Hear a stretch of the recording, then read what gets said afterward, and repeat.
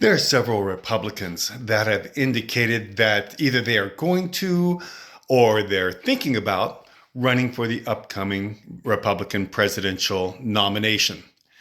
And one thing that has really struck me in this situation is the people that I listen to on the podcasts and on NBC and ABC saying, "We just don't understand.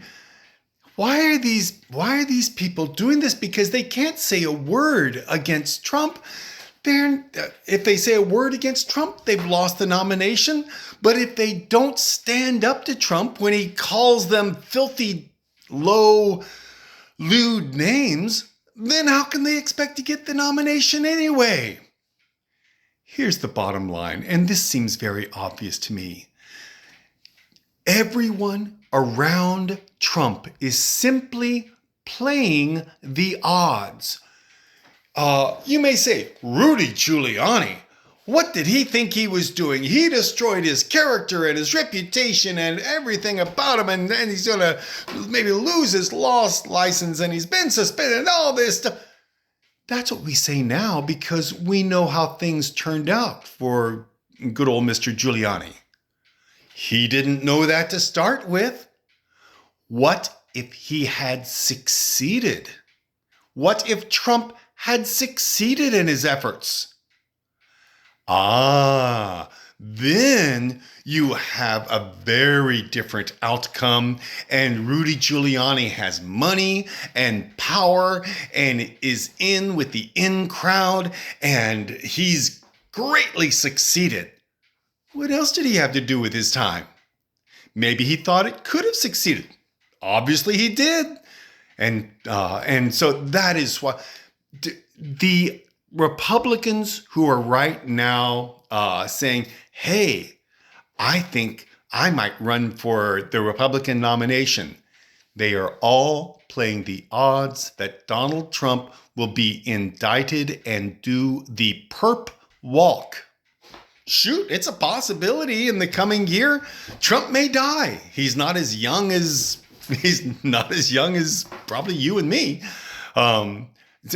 They're just playing no one is going to get the Republican nomination except for Donald Trump if Donald Trump is available to run for president.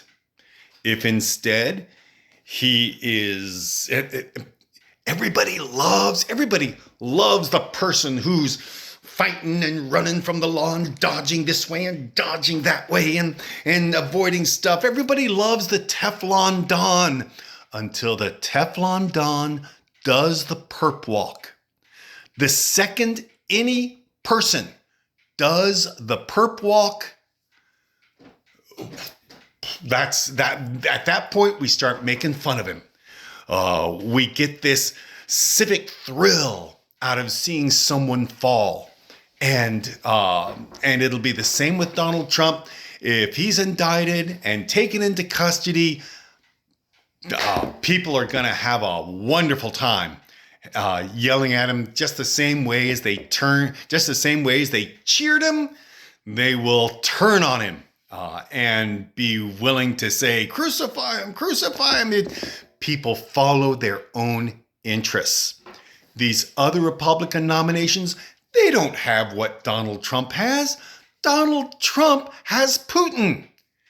However, Putin's a little busy right now. And it may be that in the upcoming presidential run, Putin won't be as interested in the American presidential campaign. Maybe he'll be twice as interested in it because he knows he can get the United States off his back as soon as he gets Trump into office and Trump starts pandering to everyone and everything Russian, because Trump cares about the people who work for him. If the devil comes up and says, I'll help you, Mr. Trump, he's a good friend of the devil. So that is why all these other Republicans, if Trump is available to run for the nomination, they are out.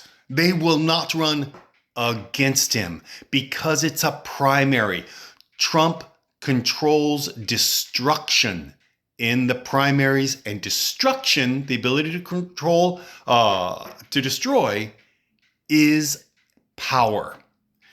So he can destroy anyone who wants to run in a Republican primary, usually. There are some exceptions to that, but a general truth is generally true.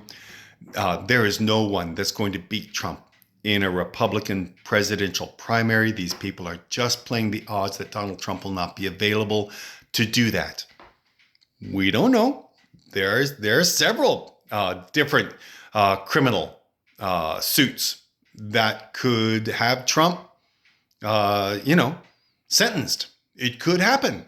And if that happens, then these other people are going to have a leg up because they will have already started the campaign. But not a one of them will respond to Trump's attack. It's all just playing the odds.